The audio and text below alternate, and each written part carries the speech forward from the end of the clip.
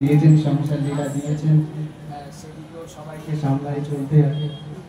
যার যেরকম সেভাবে চলতেই হবে, না চলে তো বিপদ আছে।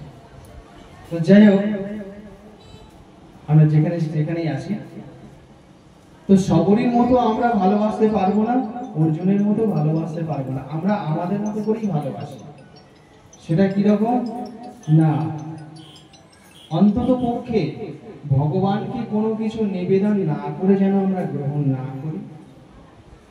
দিনে 24 ঘন্টা কখনো যেন ভগবানের স্মরণ যেন আমাদের না ভুলে যাই। আর যে কোনো কাজ করিলে যেন সেই কাজের ফল ভগবানকে অর্পণ করে থাকে, সেই কাজের ফল যেন ভগবানকে অর্পণ করে থাকে। এখানে অনেকেই বুঝতে ভুল করে দেন যে আমি যদি আমার সমস্ত কর্মের ফল ভগবানকে দিয়ে দিই তাহলে আমার চলবে কিভাবে। কিন্তু তিনি বুঝতে ভুল করেন, ভগবানের মধ্যে দিয়েই সবাই সবকিছু চলে যায়, আপনা আপনি ভাবে চলে যায়। কারণ তিনি বলেছেন, এখানে তিনি হয়তো বুঝতে পারছেন না বলে তাই নিজেকে ঠিক সমর্পিত করতে পারছেন না। তিনি পরিষ্কার বলে দিয়েছেন যে অনন্যশ্চিন্তান্ত মং যে জনা পর্যুপাসতে তেষাং নিত্য বিযুক্তানাং যোগক্ষেম বহামহং। যে অন্য কোনো চিন্তা করে না, শুধুমাত্র আমার চিন্তা করে, তার সমস্ত চিন্তা আমি করি। এখন দেখা যায় আমি যখন আমার চিন্তা করব আর ভগবানের চিন্তা ছেড়ে দেবো, তাহলে ভগবান কি করবেন? তুমি তো তোমার চিন্তা করছো, তাহলে শুধু শুধু আমি তোমার জন্য ব্যয় করবো না, আমি তাহলে অন্য আর একটা চিন্তা করি। আমি অন্য আর একটা চিন্তা করি, অন্য যে ভক্ত চিন্তা করছে আমি তার জন্য চিন্তা করি। কিন্তু আমাদের চিন্তাটা সবসময় কি হয়ে যাচ্ছে, এরকম একটা ভাগ হয়ে যাচ্ছে। তারপরে কি হচ্ছে, ভক্তদের সব থেকে দুটো সমস্যা, সেটা কি? দুটো বড় সমস্যা থাকে, সেই দুটো বড় সমস্যা ভক্তরা কেটে উঠতে পারেন না বলে ভক্তরা নানা রকম সমস্যায় ভোগেন। এক হচ্ছে প্রথমত আমিষাদির লোভ। এই আমিষাদির লোভকে তারা ত্যাগ করতে সহসা পারে না। সব করবেন কিন্তু আমিষাদি ছাড়বে না। এই লোভ, আমিষের লোভকে তারা কখনোই ত্যাগ করতে পারে না। এটা তাদের কাছে একটা বড় যন্ত্রণা। আর আরেকটা হচ্ছে সংসারের মোহ। এই দুটো থেকে তারা দূরে থাকে বলেই তাদের সব সমস্যা ধরে রাখে। কারণ আমিষাদি যদি না ত্যাগ করা হয়, আমিষাদির দ্বারা সমস্ত ধরনের অপরাধ আমাদের শরীরের মধ্যে আশ্রয় নিচ্ছে। কোন মানুষ প্রচুর এই কথা বলেন, মনে হয় যে আমরা কাউকে ক্ষতি করছি না, কারোর সঙ্গে ঝগড়া করি না, কারোর সঙ্গে অশান্তি করি না, কারোর ধন অপহরণ করি না, কিছুই করি না, নিজেদের মতো স্বাভাবিক জীবন যাপন করি, তাও আমাদের কত কষ্ট। তুমি তো জীব হত্যা করছো, তাহলে জীব হত্যার পাপটা কে নেবে? কারোর সঙ্গে ঝগড়া করছি না ঠিক আছে, তো কাউকে তো প্রাণে বধও করছো। তুমি তোমার নিজের হাতে একটা চিমটি কেটে দেখো না তোমার লাগে কিনা। তুমি নিজে দেখো না তোমার হাতে চিমটি কেটে তোমার হাতে লাগে কিনা।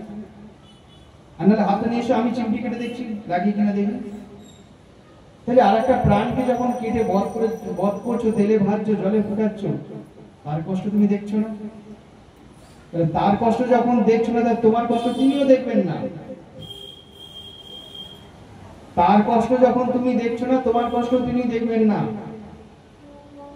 ভাগবতে পরিষ্কার বলা আছে, প্রকৃতির নিয়ম এটাই, যেমন কর্ম তেমন ফল। চৈতন্য ভাগবতে এটা পরিষ্কার। নখ খাচ্ছেন, হাতটাকে ধুয়ে ফেলুন। আপনার বাড়িতে অন্ন কম পড়েছে, নখ খাবেন কেন? হাতে করে জল নেন, জল পড়তে ভুল করেন, তাহলে এইরকম আচরণ করছেন। গলায় তুলসীর মালা পড়েছেন কিন্তু পাটের আসরে বসে নখ চেবাচ্ছেন, তাও আপনি একজন গার্জেন হয়ে, তাহলে আপনার কাছ থেকে অন্য কেউ শিখবে কিভাবে? এই হচ্ছে আমাদের দোষ। তাহলে এই হাতটা আমি প্রণামও করব, এই হাতটায় আমি দক্ষিণা দেব, এই হাতটায় আমি সবকিছু করব। এবার কেমন শুদ্ধ হলো আর কেমন ভক্তি হলো নিজেরাই বিচার করুন। তারপর সারাক্ষণ হাত দিয়ে পা টলা, পা চুলকানো, ওই হাত দিয়ে নমস্কার, ওই হাত দিয়ে দক্ষিণা দেওয়া, ওই হাত দিয়ে পুজো পাঠ, ওই হাত দিয়ে প্রসাদ নেওয়া। ধোয়ার কোনো বালাই নেই। কি করে যাচ্ছি বাস্তবটায়? হাতটা দিয়ে সারাক্ষণ পা চুল খাচ্ছি, পা টলছি, আবার নখও খাচ্ছি, ওই হাতেই সব করবো, সব শুদ্ধ, এটা মেনে নেবে ভগবান? কিন্তু কেউ আপনারা খেয়াল করেন না, করছেন না। কোথা থেকে যে আপনাদের লাভের গোস আপনি করে খেয়ে বেরিয়ে চলে যায় তা আপনারা টেরও করতে পারবেন না। দেখবেন যেমন দুঃখ তেমন রয়ে গেছে, যেমন কষ্ট তেমন রয়ে গেছে, না তো সামনে থেকে হরিনাম বলে হরে কৃষ্ণ করে যাচ্ছে, কাজের কাজ কিছুই হচ্ছে না। কারণ নিয়মকে সবাই বুড়ো আঙুল দেখিয়ে যাচ্ছে। আরে কর্মাবাই বাসি কাপড়ে সেবা দিয়েছেন, কর্মাবাইয়ের মতো যোগ্যতা অর্জন আগে করব, তারপরে না বাসি কাপড়ে দিতে যাব। কর্মাবাইকে দেখে দেখে আমি বাথরুমে যাওয়া কাপড় পরে কি সেবা করে দেব? আমার কাপড়ে বিষ্ঠা লেগে আছে, বিষ্ঠা, আমি গঙ্গা ছিটিয়ে দেব, কাপড় পবিত্র হয়ে যাবে? হয় এটা? নাকি কাপড়টাকে না ধুয়ে গঙ্গা ছিটানো পর্যন্ত পবিত্রতা ফেরে না? গঙ্গাতেই সব পবিত্র, ঠিক আছে, গায়ে বিষটা লেগে আছে, গঙ্গা ছিটাই দিলে হয়ে যাবে পবিত্র? আমি ভগবানের এঁঠোটাকে নিয়ে সারা গায়ে মাখবো, ভগবানের এঁঠো, ভালো করে শোনো, ভগবানের উচ্ছিষ্টটাকে আমি সারা গায়ে মাখবো, নিজের উচ্ছিষ্ট গায়ে মাখবো? কেউ করে? তাহলে উচ্ছিষ্ট মাখা যায়, বুঝতে হবে কোন উচ্ছিষ্টটা মাখবো আর কোন উচ্ছিষ্টটা মাখা যাবে না। আমি ভগবানের এঁঠোটাকে নিয়ে সারা গায়ে মাখবো, কেন? ভগবানের এঁঠো আমার গা পবিত্র হয়ে যাবে, আমার শরীর পবিত্র। কিন্তু আমি আমার এঁঠোটাকে, ওটা প্রসাদ, আরে প্রসাদ বলে আমি আমার এঁঠোটাকে মাখতে পারি না, তাহলে আমার শরীর অপবিত্র হবে। জগতে দুটো পবিত্র জিনিস, একটা পবিত্র জিনিস যাকে আমি যদি স্পর্শ করি, সাথে সাথে সেই পবিত্রতা স্পর্শ করার সাথে সাথে আমার সমস্ত অপবিত্রতা কেটে গিয়ে আমি পবিত্রতায় পরিণত হব। সেটা হচ্ছে ভগবান, সেটা হচ্ছে ভগবানের নাম, সেটা হচ্ছে ভগবানের গ্রন্থ, সেটা হচ্ছে ভগবানের প্রসাদ, সেটা হচ্ছে ভগবান সম্বন্ধীয় যা কিছু হবে সব। কিন্তু এমন একটা অপবিত্র আছে যেটার দ্বারা আমি নিজে অপবিত্র হয়ে যাব। কিন্তু ভগবানের সংস্পর্শে গেলে সব পবিত্র হয়ে যায়। আমরা অধিকার তখনই ফলাবো, অধিকার তখনই করব, অধিকারের জায়গায় গিয়ে আমি অধিকার পাবো। অধিকারের জায়গায় গিয়ে আমি অধিকার ফলাবো, অধিকারের জায়গায় না পৌঁছে অধিকার যদি ফলাই তাহলে কি হবে? আমার পতন সম্ভব হয়ে যাবে, আমি তাড়াতাড়ি পতন হয়ে যাব। কারণ ভজন জগৎটা খুব সূক্ষ্ম, কিন্তু কলিযুগে তো মানুষ সেটা ধারে পড়ে যায় না। কেন যায় না? কলিযুগে ভাগবতে বলছেন কোন দ্রব্য নয় গো শুদ্ধ, কলিযুগে কোন দ্রব্য শুদ্ধ নয়, কলিযুগে কোন দ্রব্যই শুদ্ধ নয়। যে দ্রব্যই ভাবুন, খাওয়া মাখা থেকে শুরু করে যে দ্রব্যই আপনি বিচার করে দেখবেন, কোন দ্রব্যই শুদ্ধ নয়, অপবিত্র অপবিত্র অপবিত্র। তাহলে তাকে পবিত্রতায় ফিরিয়ে আনতে গেলে কি করতে হবে? কিছু সুচিতার নিয়ম মানতে হবে। হয়তো পুরোটা না হলে কিছুটা তো ফিরবে, বাকি তো সব অপবিত্রতাই পাবে। একটা বাজারের ফুল ফল থেকে শুরু করে কোনটা পবিত্র আছে? ভালো করে বিচার করবেন, তাহলে নিজেরাই বুঝতে পেরে যাবেন।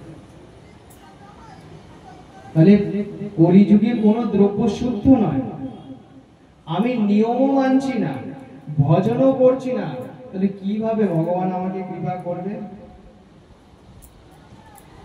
আমি যে আগে পানা পুকুরের পাঁক ছিলাম, পানা ছিলাম, এখনো সেটাই থেকে যাচ্ছে। এরকম কিভাবে হচ্ছে? পানা পুকুরের মধ্যে একটা ঢিল ফেলে, পানা পুকুরের মধ্যে একটা ইট ফেলে, ফেলার সাথে সাথে কি হয়? ওই জলের মধ্যে একটা শব্দ হয়, পানাগুলো একটু সরে যায়। 5 মিনিট পরে যেমন পানা তেমনি বুঝে যাবে। আমাদের দশা কিরকম?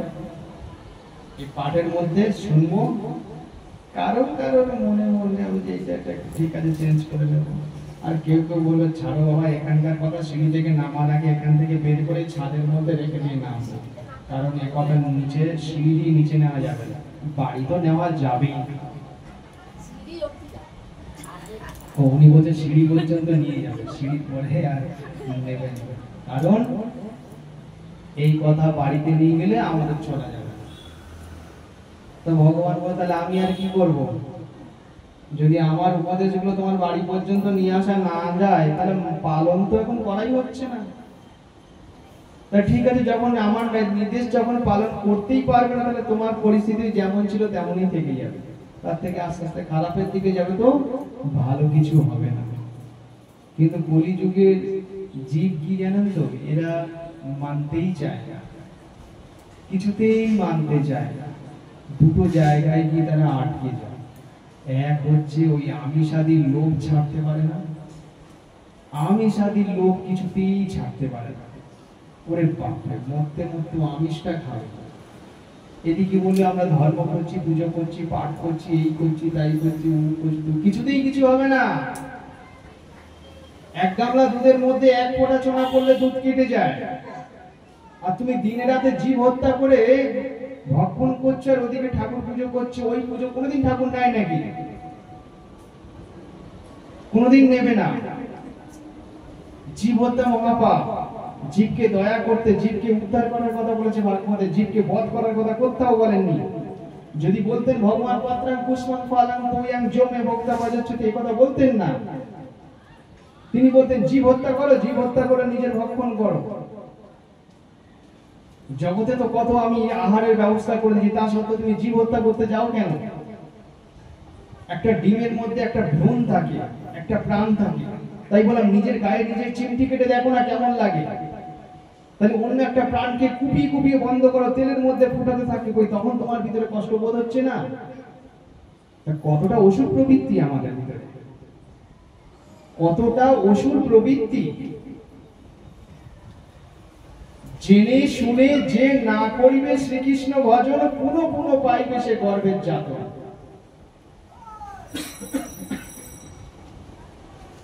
পুনঃ পুনঃ সে পাইবে গর্বের জাত। কারণ পুনরপি জন্ম পুনরপি মরণম পুনঃ পুনঃ জননী জঠরে শয়নম। বারবার জননী জঠরে আসবে আর বারবার দুঃখ কষ্ট ভোগ করতে থাকবে। কিন্তু গীতাতে ভগবান বলেছেন জন্ম কর্ম চমে দিব্য जो व्यक्ति तत्तो तक्त देह पुनर्जन्म নৈতি মামেতি সর্জুন। আমার জন্ম কর্মের দিব্য কথা, আমার জন্ম কর্মের দিব্য কথা যে ঠিক ঠিক ভাবে জেনে যায়, যে ঠিক ঠিক ভাবে বুঝে যায়, সে আর কোনোদিন আমাকে ছেড়ে আর অন্য কিছু করে না। আমাকে ছাড়া তার আর অন্য কোনো কিছু চিন্তা থাকে না। কিন্তু ভগবানকে আমরা সামনে মানছি, ভগবানকে নিয়ে পুজো পাঠ করছি, ভগবানের দিব্য লীলা, দিব্য জীবন, দিব্য কাহিনী, দিব্য জন্ম, এসব নিয়ে আমাদের কোনো মাথা ব্যথা নেই। কারণ আমরা ভাবি কি ওই ভগবানও খান আমরাও খাই, ভগবানও ঘুমান আমরাও ঘুমাচ্ছি, তাহলে তফাৎ কি? কিন্তু তিনি যে অনাদির আদি গোবিন্দ সর্ব কারণ কারণম, তোমার দুঃখের কারণও তিনি, সুখের কারণেও তিনি, এটা বুঝতে ভুল করছি। আর এটা বুঝতে ভুল করার জন্য কি হচ্ছে? ওই সংসারে বহু দুষ্পারে কৃপা করো হে মুরারে, কৃপা করো হে মুরারে, কৃপা করো। বলি তো কৃপা হচ্ছে না, কৃপা রাস্তায় আমরা থাকছি না, কৃপা রাস্তায় আমরা থাকছি না। একটা জীবকে যখনই হত্যা করে দেব, সাথে সাথে দেখুন শুকর রূপেও তো ভগবান আছে। শুকর সব থেকে নিকৃষ্ট জীব, তো সেই শুকর রূপেও তো ভগবান রয়েছে। জলের মাছ, মাছ রূপেও তো ভগবান রয়েছে। নেই কোথায়? তথাপি কি করছেন? সেটাই বধ। আর সেটাকে বধ হওয়ার কারণে কি হচ্ছে? জীবের সর্বপ্রথম অপরাধ, সর্বপ্রথম দোষ ওই জায়গা দিয়ে ঢুকে যাচ্ছে। সর্বপ্রথম দোষ ওই জায়গা দিয়ে ঢুকে যাচ্ছে যে তারা জীব হত্যা করে ফেলেছে। বলছে আমি কিচ্ছু করি না, কোনো কারোর ক্ষতি করি না, কোনো দোষ করি না, কিছু করো না, কিন্তু এই একটা দোষ তো করছো। সামনে পুজো করছো, পাঠ করছো, অনুষ্ঠান করছো, সব করছো, কিন্তু সাথে সাথে জীব হত্যা চালিয়ে যাচ্ছ আর নিজের জিহ্বার লালসাকেও মেটাচ্ছ। তো জীব হত্যা করে কে খায়? বনের জন্তু জানোয়াররা জীব হত্যা করে, তারা একজনকে জীব হত্যা করে। তাহলে আমি মানুষ হয়ে যদি জীব হত্যা করি, আমি যদি মানুষের সেই জীব হত্যা করি তাহলে কি দাঁড়ায়? ভগবান কি বলবেন? 84 লক্ষ জনি তোমাদের কি পরজন্মে আবার বাঘ সিংহ হাতি করেই পাঠাবো। কারণ 84 লক্ষ জনের অনেকটা ভ্রমণ করতে করতে করতে করতে অবশেষে এসে কিন্তু মনুষ্য জন্ম পেয়েছিলাম। এখন পুনরপি জননী জঠরে শয়ন, আবার তোমাদের জননী জঠরে শয়ন করতে হবে। সেটা সেই জননীটা হতে পারে বাঘ জননী, হতে পারে ছাগল জননী, হতে পারে।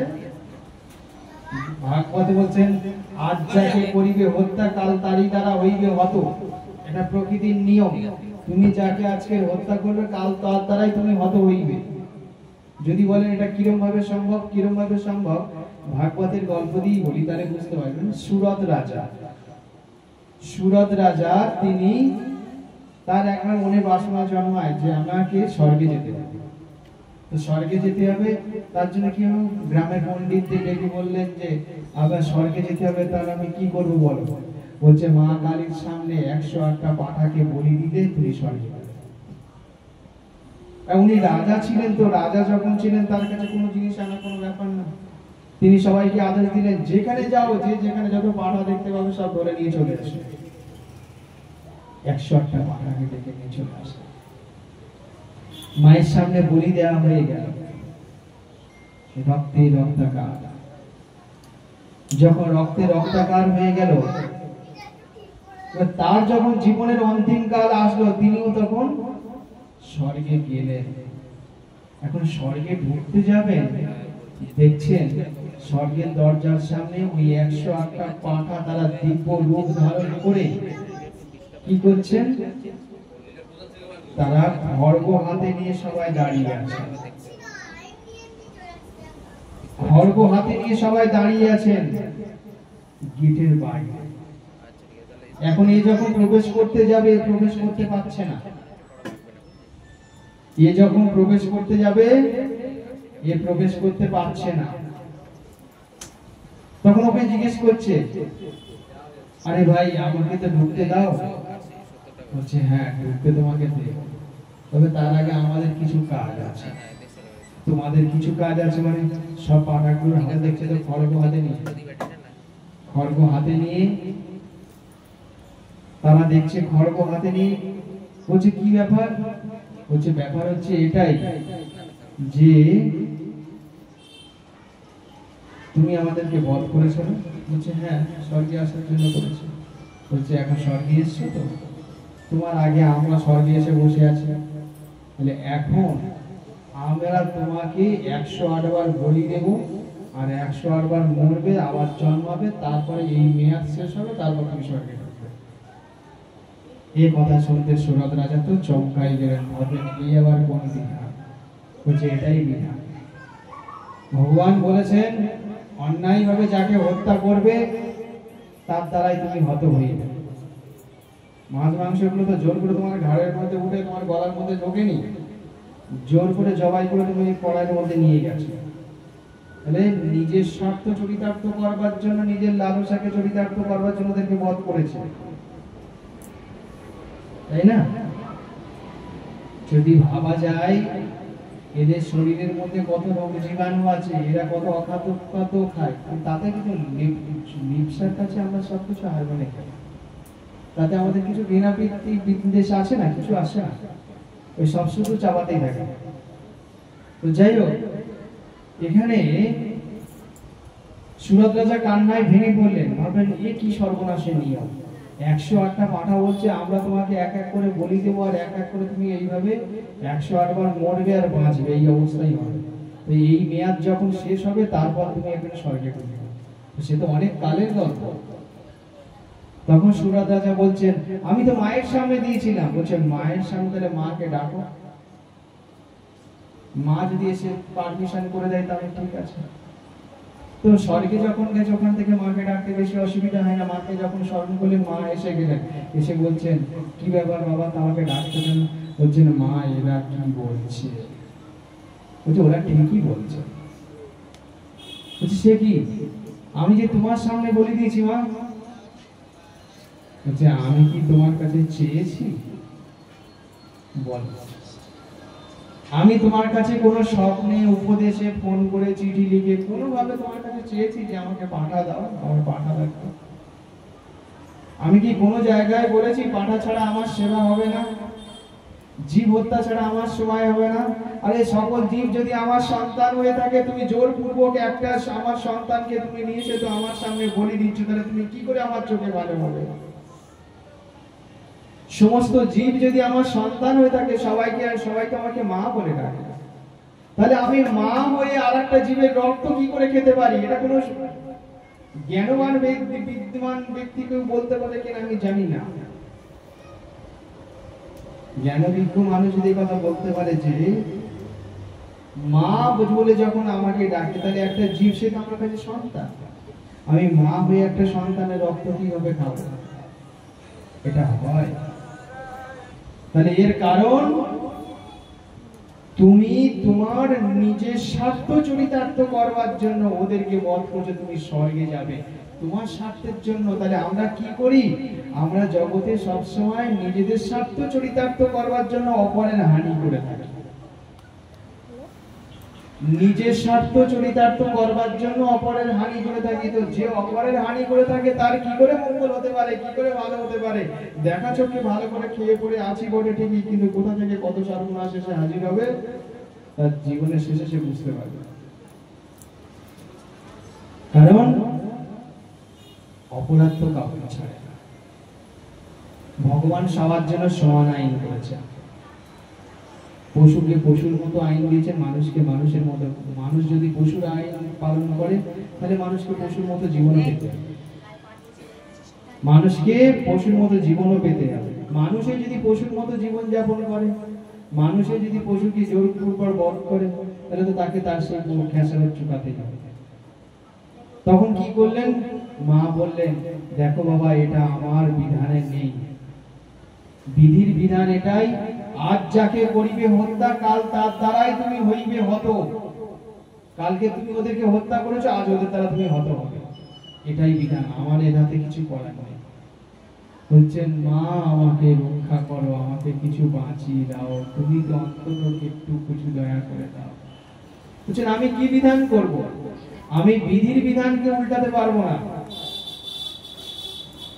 তো সুরত রাজা খুব ভাবে কান্না করে তার চরণে আছাড় খেয়ে বললেন। তখন সুরত রাজাকে বলেন, আমি একটা বিচার করতে পারি। বলছি, কি বিচার? এই পাঁঠারা সবাই মিলে তোমাকে একবার কোপাবে, এই পাঁঠারা সবাই মিলে তোমাকে একবার মূল্যচ্ছেদন করবে, কিন্তু এই পাঁঠাগুলো যতক্ষণ, সব পাঁঠারা যতক্ষণ কাটামুন্ডু অবস্থায় ছটফট করেছে, তত বছর তুমি এখানে কাটামুন্ডু অবস্থায় ছটফট করবে। তোমারও তত বছর এখানে কাটামুন্ডু অবস্থায় ছটফট করতে লাগবে। এই একটা বিধান করতে পারি, আর না হলে তো বারবার কাটবে, বারবার মরবে, বারবার বাঁচবেই না। তখন মায়ের কথা অনুযায়ী সুরত রাজা ওই নিয়মটাকেই মেনে নিলেন। তাই সুরত রাজাকে সব পাঁঠারা মিলে একবার বলি দিল, কিন্তু সমস্ত পাঁঠা কাটামুন্ডু অবস্থায় যত ছটফট করেছিল, তত বছর ওকে ওখানে পড়ে থেকে ছটফট করতে হয়েছে। তারপরে সেই মেয়াদ শেষ হয়েছে, তারপর সামনে গেল। তাহলে বাঁচলাম কোথায় আর বাঁচলো কে? তাই বললাম, মা বলছেন, আমাকে যদি মা বলে ডাকিস, তাহলে আমি মা হয়ে সন্তানের রক্ত কি করে পান করব? একটা জীব, সে তো আমার কাছে সন্তান। তাহলে এগুলো কারা বলছে? কারা এই ধরনের বিধানগুলো দেয়? মীরাবাই যখন প্রথম বিবাহ হয়ে যখন বিয়ে ঢুকেছিলেন, তো মীরাবাই কি করেছিলেন? তিনি সবাইকে নমস্কার করছেন, তার শাশুড়ি মা বলছেন, এনাকে নমস্কার করো, এনাকে নমস্কার করো। ইনি কে? না, ইনি হচ্ছেন আমাদের বংশের পুরোহিত, কুলপুরোহিত, মায়ের সেবক, এনাকে নমস্কার করো। তো উনি মীরাবাই কি করলেন? কুলপুরোহিতকে নমস্কার করলেন। যেই না নমস্কার করেছেন, তখন কুলপুরোহিত কি করেছেন? একটা রক্তে মাখা জবা ফুল নিয়ে বলছে, এই নাও মা, এই জবা ফুলটা তুমি গ্রহণ করো, বলে তুমি তোমার মস্তকে ধারণ করো, বলে তোমার সমস্ত দুঃখ দুর্দশা কষ্ট সব দূর হয়ে যাবে, তুমি চিরসুখী হবে। তখন যে ফুলটা নিতে যাবে দেখছেন কিনা ফুলটার মধ্যে রক্তে রক্তাক্ত। তখন বলছেন এ কি, এই ফুলটার মধ্যে এত রক্ত কেন? বলছে এ কি বলছো মা, এটা রক্ত না। বলছে তাহলে কি এটা? বলছে মায়ের সামনে 108টা কোটি পাঁঠাকে বলি দিয়ে সেই অভিষিক্ত রক্তে এই জবা ফুলকে চুপানো হয়েছে, আর এই ফুল হচ্ছে আশীর্বাদী ফুল, কে রক্ত কেন বলছে? তখন বলছেন যে না না না না না, আমি এই ফুল কখনো নেব না। বলছে সে কি বলছে মা? বলছে না না, জীব রক্তে মাখা ফুল আমি কখনো স্পর্শ করবো না। যে ফুল জীব রক্তে মাখা রয়েছে সেই ফুল আমি স্পর্শ করবো না। বলছে তাহলে? বলছেন শুনুন গুরুদেব, আপনি গুরুদেব হতে পারেন, এটা প্রথা ধর্ম নয়, প্রথা প্রথা কেবল। আপনাদের যে জীব হত্যা করা একটা প্রথা না, বলছে প্রথা প্রথা কেবল, প্রথা ধর্ম নয়। তাহলে যেটা প্রথা প্রথা কেবল, প্রথা ধর্ম নয়, কোন প্রাণ হত্যা করা, জীব হত্যা করা রক্তকে আমি ধর্ম বলে মনে করি না, সেই রক্তে মাখা ফুল আমি কখনো নেব না। মায়ের চরণে আশীর্বাদী ফুল যদি কেউ পেয়ে থাকো আমাকে দিয়ে যাও।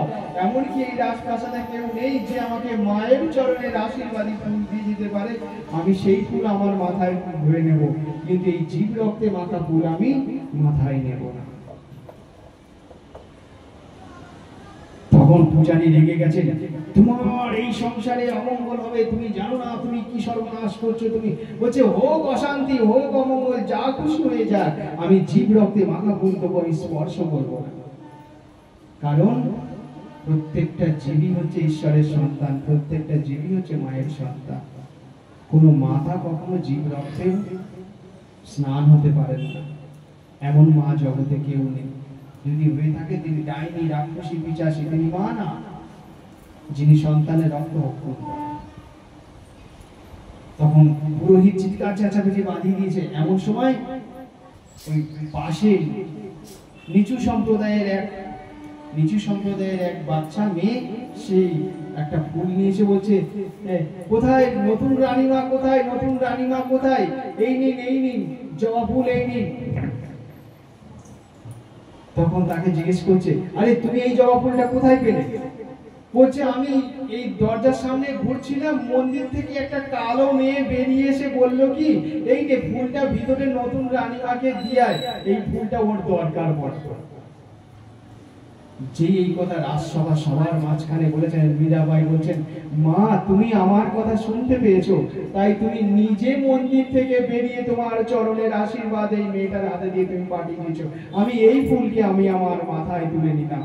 বলে তিনি তখন মাথায় তুলে নিলেন। তো ভক্তের ডাক ভগবান ঠিক শুনে নেন, ভক্তের ডাক মাও শুনে নেন, কিন্তু ওই ধরনের পূজারী, ওই ধরনের গুরুদেবের কথা কেউ শোনেন না। মীরাবাই যখন বলেন মায়ের চরণের আশীর্বাদী ফুল যদি পারো তো আমাকে কেউ এনে দাও, আমি সেই ফুল আমি মাথায় নেব, কিন্তু এই জীব রক্তে মাখা ফুল আমি নেব না, স্পর্শও করবো না। আর পূজারী বলল কি তুমি মহা অপরাধ করছো, এই সংসারে অমঙ্গল হবে, এই হবে তাই হবে। বলছে যা খুশি হয়ে যাক, কিন্তু জীব রক্তে মাখা ফুল আমি নিতে পারবো না। আর সেই যখন ফুল মা নিজেই সাক্ষাতে দিয়ে গেলেন, যাও। আর সেই মেয়েটা বললেন কি, মন্দির থেকে একটা কালো মেয়ে বেরিয়ে এসে বললো কি এই ফুলটা নিয়ে যা, ভিতরে যে নতুন রানীমা এসছে না তার হাতে এই ফুলটা দিয়ে দে। মীরাবাই বুঝতে পেরে গেলেন যেটা মা সাক্ষাৎ, তার ফুল তিনি দিয়ে গেলেন। এই যে ভরত রাজা, আমরা যে ভারতবর্ষ বলি না, ভারতবর্ষ যেটা বলি, এই ভারতবর্ষ নামটা কিভাবে এলো সেটা আমরা কি কেউ জানি? ভারতবর্ষের নামটা কিভাবে এলো? মহারাজ ভরতের নাম অনুসারে এই ভারতবর্ষ নাম এসছে। তার আগে এই ভারতবর্ষের নাম ছিল লীলামিত্র বর্ষ, এই ভারতবর্ষের নাম। তো মহারাজ ভরত অর্থাৎ ভরত রাজার পরবর্তী বংশধর হচ্ছে অর্জুনেরা, পাণ্ডবরা কৌরবরা হচ্ছে ভরত রাজার পরবর্তী বংশধর। প্রথম ছিলেন রাজা ভরত, যার নাম অনুসারে এই ভারতবর্ষ নামটা হয়েছে। এই মহারাজ ভরত তিনি কি ছিলেন? একাধারে রাজা আর একাধারে ঋষি। একাধারে রাজা, একাধারে ঋষি। তিনি দিব্যি ভজন সাধন জীবন দিয়ে চালিয়ে গেলেন, ভজন সাধন চালিয়ে গেলেন। কিন্তু শেষ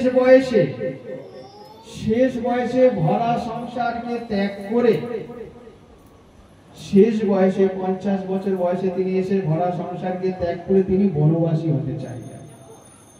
তিনি চাইলেন আমি বনবাসী হয়ে ভগবানের সেবা করবো, আর সংসার থাকবো না, সংসার ধর্ম পালন করবো।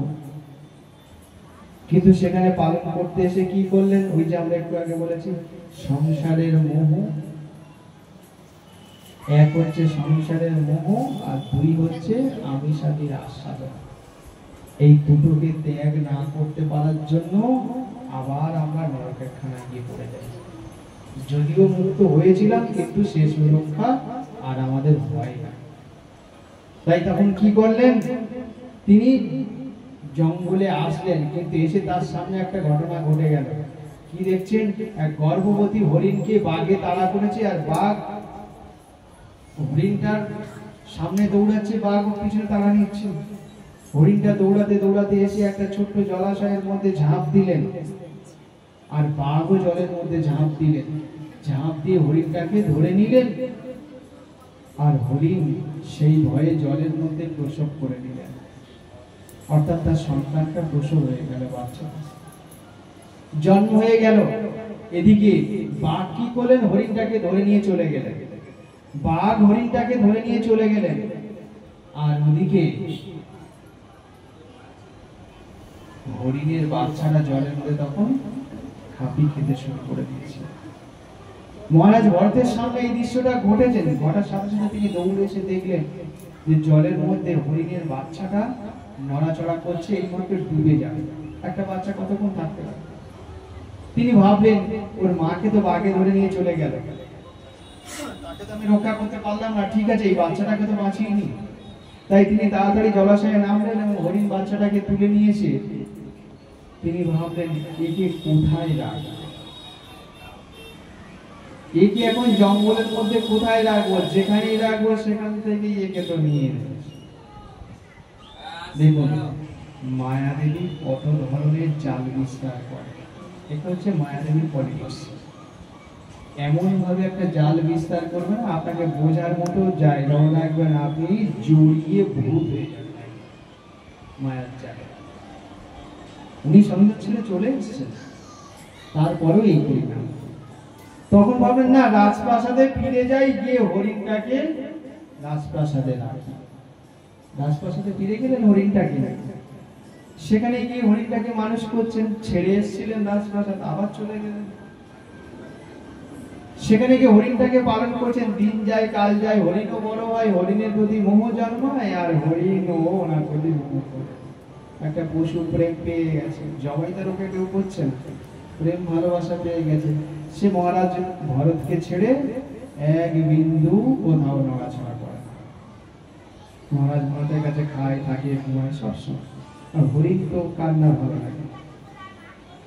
মহারাজ ভরতের হরিণের প্রতি এতটাই প্রেম জেগে গেল, এতটাই ভালোবাসা জেগে গেল যে তিনি সেখান থেকে আর নড়তে পারছেন না। এই করতে করতে তার গৃহস্থ জীবন বেড়ে গেল, তিনি আর ছাড়লেন। এখন দেখুন যখন তিনি ফ্রি ছিলেন তখন তিনি ভগবানের সেবা করেছেন খুব। এখন তো তিনি ফ্রি না, এখন তার সময়ের অর্ধেক সময় হরিণের দেখাশোনা করতে লেগে যায়। তাহলে ভগবানের সেবা যে সময়টা ছিল সেই সময় বাদ দিয়ে এখন হরিণের সেবা এসে গেছে, হরিণের সেবা এসে গেছে। তাহলে আমার সেবা, ভগবানের সেবার সময়ের মাঝখান থেকে এখন হরিণের সেবা এসে গেছে। তাহলে ভগবানের সেবার টাইমটা কিছুটা নষ্ট হয়েছে।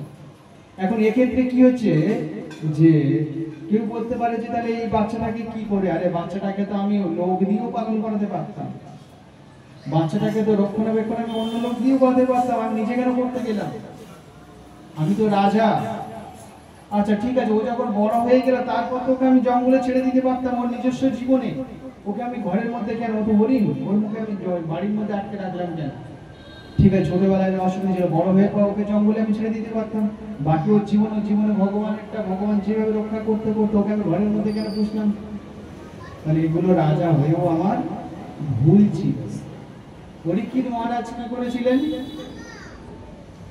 বনের মধ্যে জল পিপাসা পেয়ে জল কোথায় পাই বলে এক ঋষিকে জিজ্ঞেস করছিলেন।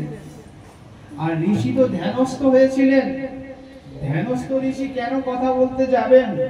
ধ্যানস্থ ঋষি কি আদৌ কথা বলেন ওইভাবে? তাহলে রাজা জিজ্ঞেস করছেন, এই যে ঋষিবর এখানে জল কোথায় পাবো, জল কোথায় পাবো? রাজার কোনো ঋষি সাড়া দেননি। রেগে গিয়ে কি করলেন? ধনুকের মাথায় মরা সাপ জড়িয়ে নিয়ে তার গলার মধ্যে পেঁচি দিয়ে চলে গেলেন। তাও তিনি কিছু বললেন না, তিনি তার মধ্যে ধ্যানস্থ হয়ে আছেন।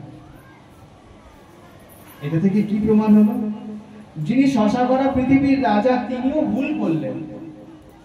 যার ভয়ে কলি ভয় পেয়ে গেছিল, পরীক্ষিত রাজার ভয়ে কলিও ভয় পেয়ে গেছিল, তিনি এত বড় একটা ভুল করে গেলেন। এটা থেকে কি বোঝায়? যে ভুল সবাই করে, ভুল সবাই করে, রাজা হোক বিরাজ সবাই ভুল করে, কিন্তু ভুল তো সংশোধন তো করা যায়, সংশোধন তো করে নিতে পারি। যদি সংশোধন না করি তাহলে ভুলটা রাজাকেও পতিত করতে পারে, আর পতিত ব্যক্তিকে আরো পতিত করবে।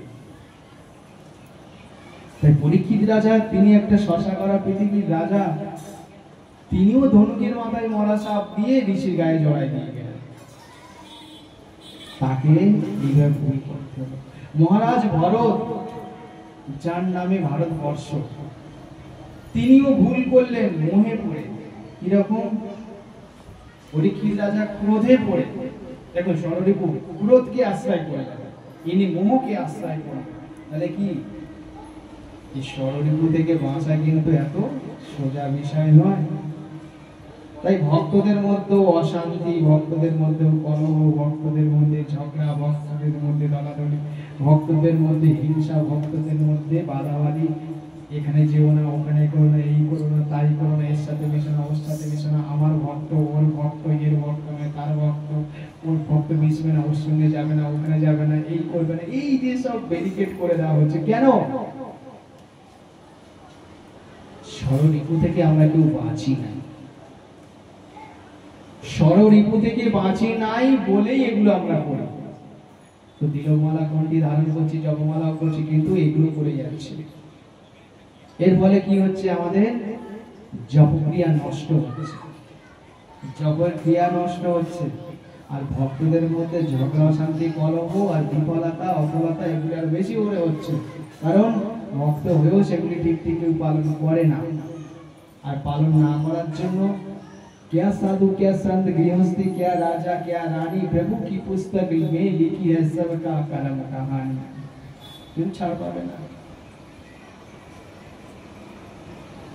सबका फैसला करता है प्रभु आसन पे डट के, उसका फैसला टल नहीं सकता लाखों कोई सिर पट के। समझदार तो चुप रहता है, मूर्ख शोर मचाता है। मेरे मालिक के दरबार में सब लोगों का खाता है, जितना जिसकी भाग में लिखा उतना ही वो पाता है। तो विषय का तो एक ही विषय, भक्तों का अभक्त सिस्टमेर बाहर चले गए, क्या साधु, क्या संत, गृहस्थी, क्या राजा रानी, छाड़ किसी को नहीं, छाड़ किसी को नहीं, सबको पकड़ाएगा। तो साधु हो, संत हो, गृहस्थ हो, राजा हो, रानी हो, कोई भी किसी को छोड़ेगा नहीं। আইন তো ভগবান বলছে সবার জন্য সমান। তো আমাদের ভক্তের মধ্যে এইগুলো এসে যাচ্ছে। কেন এসে যাচ্ছে? নিয়ম নিষ্ঠা আমরা ঠিক ঠিক পালন করি না। নিয়ম নিষ্ঠা ঠিক ঠিক যদি পালন না করি, তাহলে পালন না করার জন্য তার ক্রিয়াগুলো আমাদের শরীর মনের মধ্যে হতে থাকে, তারই প্রতিক্রিয়া সামনে ব্যক্ত হতে থাকে। সে ভক্তই আর অভক্ত হয়। ক্রোধকে ত্যাগ করতে বলেননি, ক্রোধ ভক্ত দেশই জানে। আমরা ক্রোধ ভক্তদের মধ্যে পড়ে যাচ্ছি। যে ভক্তকে হিংসা করে তার উপরে ক্রোধ ত্যাগ, আর আমরা কি করছি? ভক্তের উপরে ক্রোধ করছি, ভক্তকে নিয়ে হিংসা করছি। তাহলে কি ক্রোধের অপব্যবহার করছে। এগুলি কোনোদিন দেহ থেকে যাবে না, চিতাতে চলে যাবে। চিতা যেদিন যাবো আমরা সেদিন আমাদের সাথে যাবে, তার আগে এদিকে কেউ যাবে না। কিন্তু ভগবান বলেছে এগুলোকে আমরা এদেরকে মোটিভেট করে ঘুরিয়ে ব্যবহার করতে পারি, আমরা যে ভুল রাস্তা যেতে তাকে ঠিক রাস্তায় চালাতে পারতে পারি, এগুলো আমরা করতে পারি। তাহলে কেউ চিতায় যাওয়ার আগে কেউ আমাদের শরীর থেকে কেউ যাবে না। কিন্তু এদেরকে দিয়ে যে আমরা ভালো কাজ করিনি, তাহলে তো ভালো কাজই হয়। একটা গরুকে দিয়ে লাঙ্গল চষাই নিলে কাজ হয়, একটা গরুকে ছেড়ে দিলে কি হবে, উৎপাত করে বেড়াবে। তো কি ভালো কাজ করবে, ওদেরকে দিয়ে ভালো কাজ করি। তো সেখানে কি হচ্ছে, ভরত রাজা তিনি একটা ঋষি হয়েও তিনি অত বড় একটা ভুল করলেন। কিরকম মোহ তাকে ছড়ি ধরে নিল, তার ভুল তাকে দিতে হল। পরীক্ষিত রাজা তিনি এত বড় রাজা হয়েও তিনি কি করলেন না, তিনি মৃত সর্পণী ঋষির গায়ে জড়িয়ে। দেখুন যুধিষ্ঠির মহারাজ, যার বাড়ির মধ্যে সবসময় কৃষ্ণচন্দ্র থাকেন, ডাক দিলেই চোখের পলকের মধ্যে কৃষ্ণচন্দ্র এসে হাজির হন, তিনি ওই পাশা খেলার সময় তিনি একবারও কৃষ্ণকে ডাকলেন না, নিজে নিজেই বললেন আমি সম্রাট আছি, আমি পাশা খেলে নেব। কিন্তু দুর্যোধন কি বললেন, তিনি বললেন আমার হয়ে আমার মামা খেলবে। ভালো করে বুঝুন আমরা কোথায় ভুল করছি।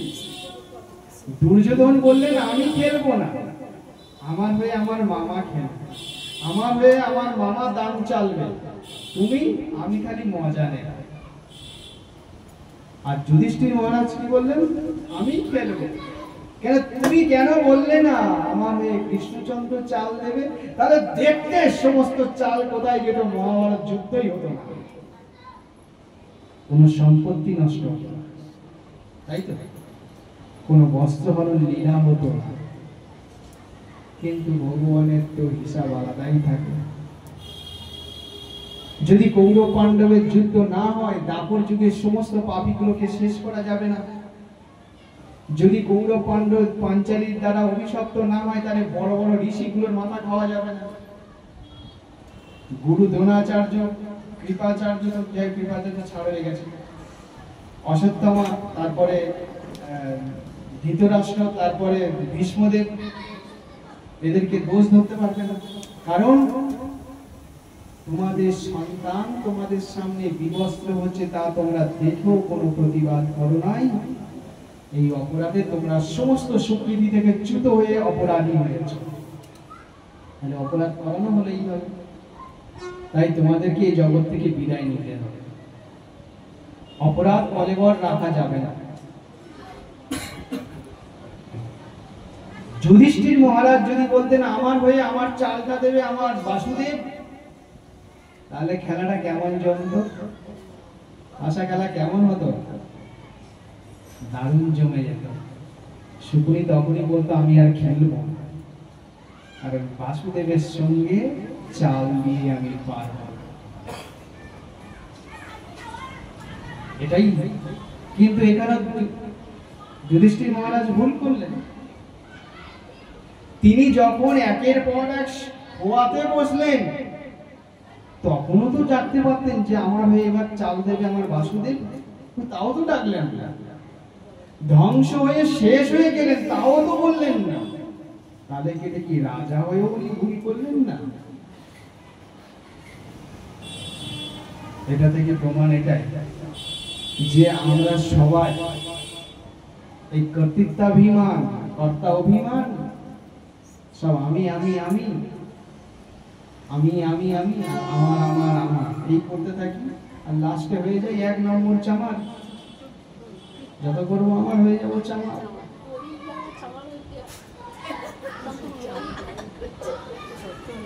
চামার এমনি তো মরবে না, চামার হয়ে মর। তো এই যে ভুল ভরত রাজা করলেন, তার ফলে কি হলো, তাকে ভগবানের স্থান থেকে চ্যুত হতে হলো। অন্তকালে চ মামেব স্মরণং মুক্তকলেবরং যঃ প্রয়াতি সমদ্ভবং জাতি নস্তত্র সংশয়। ভগবান বললেন শেষ সময় যে আমার স্মরণ করতে করতে যে দেহ ছাড়বে সে সাথে সাথে সমাদ ভাবং জাতি নাস্তিত্ব সংশয়, তার ভাবিত তত্ত্বকে সে লাভ করবে, অর্থাৎ আমাকেই লাভ করবে। তো ভাবিত তত্ত্ব কি? ভরত রাজা ভাবছেন আমি তো মরে যাচ্ছি, আমার হরিণটাকে কে দেখবে, হরিণটার কি অবস্থা হবে, আহা আমি চলে যাবো, না জানি ওকে রাজপ্রাসাদে রাক্ষসগুলো ওরা মেরে না খেয়ে ফেলে, ওকে না বাজারে বাগানে ছেড়ে দিল, জঙ্গলে জঙ্গলে হাতি না বাগায় বাঘে ধরে নিয়ে চলে গেল, না ও কোথায় হারিয়ে যায়, জীব জন্তুকে মেরে দেন। এই ভাবতে ভাবতে উনি চোখ বন্ধ করলেন। রাজর্ষি ভগবান বলেন তুমি রাজা হও আর যাই হও, ঋষি হও, কিন্তু নিয়ম তো তোমার জন্য একই থাকবে, তাই তুমি হরিণ হয়ে জন্মগ্রহণ করো, পরে বুঝে দেখো ছিলে ঋষি আর হলে হরিণ কেমন লাগে দেখো। কিন্তু তার ভজন সাধন এতটা স্ট্রং ছিল, এতটা পাওয়ারফুল ছিল, সেই ভজন সাধনের প্রভাবে সে জানতে পারলো যে আমি পূর্বজন্মে একজন রাজা ছিলাম, ঋষি ছিলাম, আমি মরার সময় ভগবান বলেছিল আমাকে স্মরণ করে মরতে, আমি আমার পোষা হরিণটার নাম নিয়ে মরেছি, তার জন্য আমার আজ হরিণের দেহ লাভ করতে হলো। তাহলে এখন আমি কি করি? তিনি আর বনের মধ্যে থাকলেন না, জাতিস্মর হয়ে গেলেন, বুঝতে পারলেন ভজন ক্রিয়ার মাধ্যমে। তাই তিনি কি করলেন? বনের মধ্যে না থেকে মনুষ্য লোকালয়ের কাছে কাছে থাকতেন, কারণ বনে হরিণদের সাথে মিশবেন না, কোনো প্রাণী কবলে পড়বেন না। এই মনুষ্য লোকের কাছাকাছি থেকে থেকে আস্তে আস্তে তিনি যত তাড়াতাড়ি পারলেন, যেহেতু তিনি জাতিস্মর ছিলেন, তাই হরিণ দেহ হয়েও তিনি ভগবানকে স্মরণ করতে পারতেন। খুব তাড়াতাড়ির মধ্যে তিনি হরিণ দেহকে ত্যাগ করলেন, ত্যাগ করে তিনি আবার মনুষ্য দেহ ফিরত পেলেন। মনুষ্য দেহ যখন ফিরত পেলেন তখনও তিনি জানতে পারলেন আমি গত জন্মে মোহ করার কারণে আমার হরিণ হতে হয়েছিল, তাই এ জন্মে আর কারোর সাথে কথা বলবো না, কারোর সাথে আর আমি মিশবো না, কারোর সাথে চলবো না, এক জায়গায় চুপচাপ বসে থাকবো, ভগবানের নাম নিয়ে থাকবো। পরে মহাত্মারা যখন তার বিষয়ে জানতে পেরে তাকে জানতে চাইলেন আপনি এরকম কেন, আপনার কি বিষয়, কি বৃত্তান্ত, তিনি পরিষ্কার বলে দিলেন তার জাতিস্মর, তিনি তখনও জাতিস্মর ছিলেন, তিনি পূর্ব 2 জন্মের কথা তাদের সামনে তুলে ধরলেন, আমি মহারাজ ভরত ছিলাম। তাই এখন জড়সড় হয়ে বসে আছে, বলছে আমি আর কারোর সাথে মিশতে চাই না, যাতে মায়া আর আমাকে ধরতে না পারে, না হরিণ, না মানুষ, আর না কেউ, আমি কারোর সাথে মিশতে চাই না, কোন রকমের দিনটা কাটবে শুধু ঈশ্বরের নাম নিয়ে থাকতে চাই। আর তাই ঘরের কোনায় অন্ধকারে এক জায়গায় চুপচাপ জড়ধর হয়ে বসে থাকতেন, তাই তার নাম হয়েছিল জড়ভরত। আর ভাগবত এটার কাহিনীর নাম আছে জড়ভরত উপাখ্যান। তো এটুকু থেকে আমরা পরিষ্কার বুঝে নিই যে রাজা, ঋষি, মুনি যেই হোক না কেন ভগবানের বিধান থেকে আমরা কেউ ছাড় পাবো না। দেখা চোখে আমরা এইভাবে চলছি, হ্যাঁ হ্যাঁ হ্যাঁ হ্যাঁ, এই হ্যাঁটা যেদিন না হবে সেদিন হয়তো আমরা দেখবো না, না তো হয়েই যায়, কারণ সবার জন্য আইন সমান। তো আর বেশি কথা বাড়াবো না, কথা তো ভগবানের কথা আমি বলতেই থাকবো, আমার ভালো লাগবে, আপনারাও শুনতে থাকবেন, আপনাদেরও ভালো লাগবে, আমিও চলতে থাকবে। কারণ পরীক্ষিত মহারাজ বলেছিলেন প্রেমান্তব তব কথা অমৃতম, আপনার কথার উপর অমৃত আমি যত পান করছি তত মনে হচ্ছে আমার আরো আরো প্রয়োজন, আরো প্রয়োজন, আরো প্রয়োজন। আপনি বলে যান, বলে যান, আমার ক্ষুধাও নেই, তৃষ্ণাও নেই, কোনো কিছুই নেই, জ্বালা উদ্বেগ আমার কিছুই নেই, এই মুহূর্তে আমারও কিছু নেই, আমার ক্ষুধাও নেই, তৃষ্ণাও নেই, কোনো জ্বালা উদ্বেগ নেই, শুধু ভাবছি যে আবার আমাকে ফিরতে হবে, এটা ভাবছি।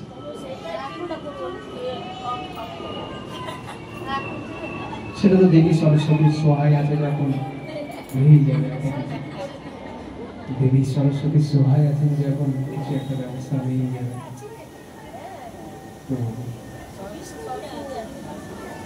তো যাই হোক, সেই জন্য বললাম রাখে হরি মারে কে, মারে হরি রাখে কে, এই কথাটা যদি অক্ষরে অক্ষরে মনে গেঁথে নেন তাহলে বুঝবেন হরি ছাড়া আমাদের কোনো গতি হবে না।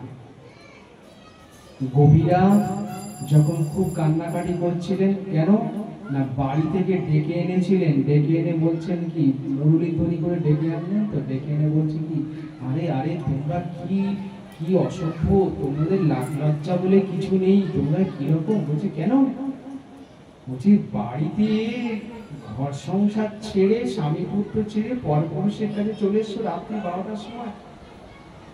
তখন গোপীরা খুব রেগে গেলেন, বললেন আমরা অসভ্য না তুমি অসভ্য?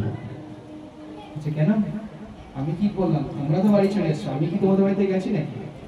বলছে সেটাই, মুরলির ধ্বনি করে ঘরে টিকতে না দেওয়া, পাগলপানা করে রাখা, মাথা খারাপ করে দেওয়া, পাগলের মতো ঘরে থাকতে দিচ্ছ না, বাধ্য হয়ে আমরা ঘর ছাড়তে বাধ্য হয়েছি, সেগুলি কে করেছিল? বলছে আমার মুরলি আমি বাজাতেই পারি, তুমি পাগল হচ্ছ কেন? আমার মুরলি আমি বাজাতেই পারি। বলছে সেটাই, তোমার মুরলি তুমি বাজাও, আমাদের মাথা খাচ্ছ কেন? আমাদেরকে পাগল করাচ্ছ কেন? তোমাদের কেন পাগল করাবো? যাও যাও যাও, বিয়ে ফিরে যাও। আরে তোমরা তোমাদের সকালে তোমাদের লোকে নিন্দা করবে।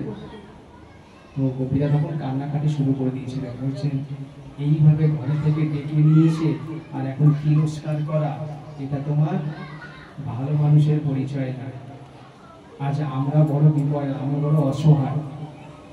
তো হে হরি, তুমি আমাদেরকে ভালোবাসো আর ঘৃণা করো আর অবজ্ঞা করো, তাড়িয়ে দাও আর যাই করো, তোমার জন্য আমাদের কাঁদতেই হবে, কান্নাই আমাদের শ্রী। সত্যিটাই হচ্ছে এটাই, যারা ভগবানকে চিনে যাবেন, ভালোবেসে যাবেন, ভগবানকে যারা বুঝবেন, ওই কি মার, কি অপমান আর কি ন্যায় অন্যায় ওই বিচারটা ওরা করবে না। কারণ জানে হরির চরণে যদি একবার শরণাপন্ন হওয়া যায়, হরি সবটাই সামলে নেয়। কোনো কিছু অপরাধ হয় না, কোনো কিছু দোষ ধরে না। এই গোপীরা রাসলীলা করেই আবার দিব্যি বাড়িতে চলে গেছে, কেউ তাদেরকে টাচ করেনি, কেউ তাদেরকে বাড়ি থেকে বের করে দেননি, আর কেউ তাদেরকে অপদোষ দেননি। কারণ চৈতন্য ভাগবতে মহাপ্রভু এক জায়গায় বলছেন, দেখবেন যে যা বলে আমি বলাবো যাকে, যা সেই তাই বলতে পারে, অন্য বলার কারো অধিকার নেই। আমি যাকে দিয়ে যা বলবো। তো আমি যদি নিজেকে সর্বান্তকরণে কৃষ্ণের চরণে সমর্পণ করে দিই, কৃষ্ণই যে অনন্য চিন্তান্তে মাং যে জনা পর্যুপাশে, তুমি সর্বান্তকরণে কৃষ্ণের চরণে সমর্পণ করো, দেখো কৃষ্ণ তোমাকে কিভাবে দেখে। তুমি যে চিন্তা করছো, যে চিন্তা করছো না, যে চিন্তা করবে ভাবছো, সবটাই উনি চিন্তা করে নেবে, তুমি শুধু অন্য। যে জন মরে চিনতে অনন্য হইয়া, না যায় কারো দ্বারে, সর্বসিদ্ধি আসিয়া মিলায় তার গড়ে। যে জন মরে চিনতে অনন্য হইয়া, না যায় কারো দ্বারে, সর্বসিদ্ধি আসিয়া মিলায় ঘরে। কোন চিন্তা মোর ভক্তের, মুই যার পোস্টে আছি মাথার উপরে। যে জন মরে চিনতে অনন্য হইয়া, যে অনন্য হইয়া চিন্তা করে তার কোনো ভয় নেই। যে জন মরে চিনতে অনন্য হইয়া, তারে মুই হাত দি মাথায় বহিয়া, তাকে আমি হাত দিয়ে মাথায় বই দিয়ে থাকবো। কিন্তু ভক্ত সেই জায়গাটা যখন নিজে থেকে না মানতে পারে, তখন তার সমস্যা দেখে নেয়। কিন্তু ভক্ত কি হবে? ভক্ত শেষ পর্যন্ত তিনি যখন বুঝেই গেছেন যে ইনি ছাড়া আমার কোনো গতি হবে না।